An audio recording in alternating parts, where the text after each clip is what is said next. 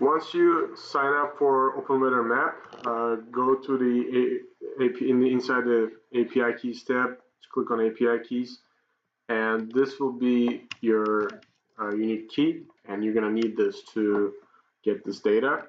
So just copy this and go back to the application, and you can just insert it somewhere here so we can refer it. But before that, actually, let me insert it here. So I'm going to make use of this later. So I'm going to comment this out and just put it there. One thing I noticed, you can go back and fix this. I meant to put title as my to-do list, but I put it in the head tag, so that's not a good way to do it. So make sure these are title tags, and the title actually goes inside head tags. So make sure you fix that.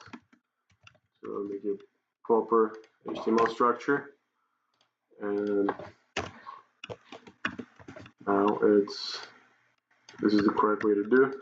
I'm going to copy this and paste it in the other page here. So that's fixed. In order to be able to get the data, we're going to make an API call. Again, remember, this is a web service. We're going to make a call from the client side to retrieve that data from OpenWeatherMap.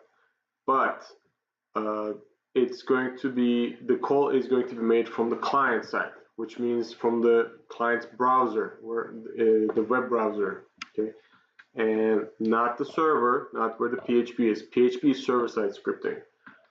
Now we're going to use JQuery for this. JQuery is basically JavaScript, except it's faster to write code in JQuery because it shortens JavaScript statements.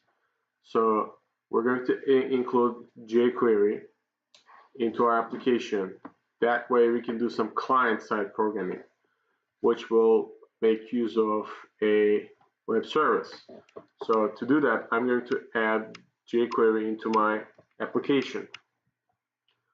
Go Google JQuery CDN.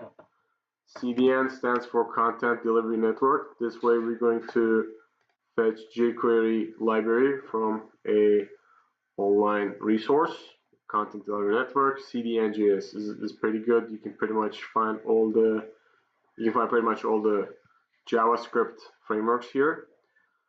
And fetch this one. Copy CDN.js class variable 3.3.1 jQuery.js. Select that one. Now go back here. Inside the head tag, I'm going to add a script tag, and I'm also going to add a src attribute. Stands for source, and I'm going to paste that link. So this way, my browser will know this is where it should get the jQuery from, and close the script tag. Okay, so this will include jQuery to my application. Now, once we have jQuery, now we can make a call to this web service.